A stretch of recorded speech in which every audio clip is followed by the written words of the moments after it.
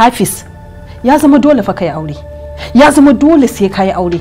Aure ne kawai zai sa ka daina ka nutsu ka dawo hayyacinka. Kada ki manta Hafeez yana da ilimi da wayewa. Saboda haka ya wuce a ce masa dole sai ya zaɓi mace. Haba mami, ya kamata ki san waye danki. If only people realize that when a door closes, then it's not meant for them, life would have been easier.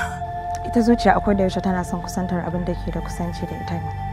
Rashin Hafeez ba karamin ciwo bane a gare ni. Ya haɗu ko ta ina wallahi. Zaka shiga raina a hankali. Shadda Investment presents Umar M. Sharif in and as Hafeez.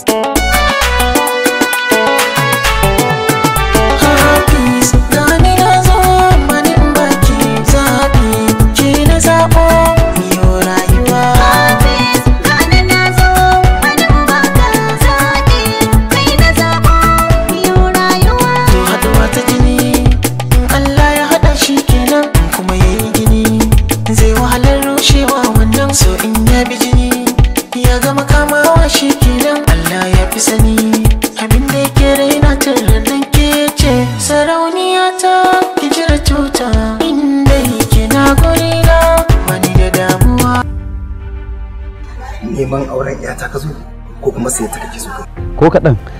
Kawai dai wannan na zo ne wata hanya ce da zan nuna kyautatawa ga soyayyar da ɗana yake wa yarka. Akan kuma matsa dole sai na aure sai ku rika haɗa da kowace irin bola. Ka bar yarinyar nan ta nemi kuɗi. Kidan almamu. Ka je asibiti ka ga likita. Na yadda yau na tabbatar baki da hankali. To wallahi ka bi a hankali in ba haka ba za ka jefa rayuwarka cikin matsala. Farin cikin mahaifina yana gaba da komai a rayuwata. Wannan shine alƙawarin da ne maka. Ka taimake ni. Na jima ban ga mace ta burge ni ba Hajarat. Amma abin da kake faɗa kaman bai kai cikin zuciyarka ba. Ban fiye faɗin magana don na burge mutum ba. Da gaske kin burge ni. Na dace samun ka soyayya. Kyauta ce Allah ne godiya. In dai an gano ni ina darawa.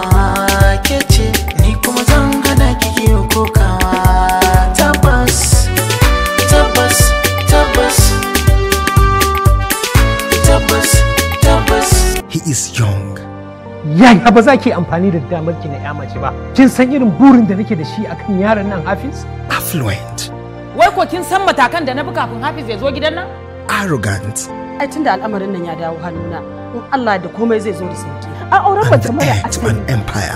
All the girls are clamoring to be his soulmate, but he isn't a soft nut to crack. Which of the ladies becomes the lucky one as they all vow to woo him? Wai Safna ko kuma Hafsa? No, Safna. Ita zuciya sakarya ce akan abin da take bukata. Ya isa. Hi. Find out in Hafeez, an Alinuhu movie. Baba na mutum ne mai zurfin tunani. Yana saurin gane abubuwan da nake so. I'm proud of you, my son. Hafeez, produced by Abubakar Bashir Shadda, written by Fauziya Ki Suleiman, and directed by Alinuhu. Ni kike watsawa? An maka din. Waye kai? Me yasa zaka zo har gidan maka cin mutunci? Hafeez, coming soon.